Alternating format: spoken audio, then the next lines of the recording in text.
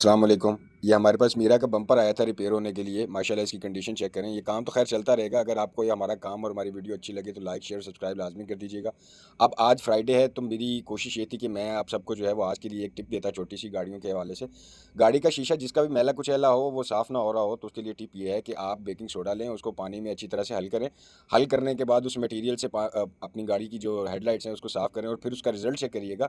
अगर रिज़ल्ट अच्छा आए तो लाइक, शेयर और फॉलो ज़रूर कर दीजिए।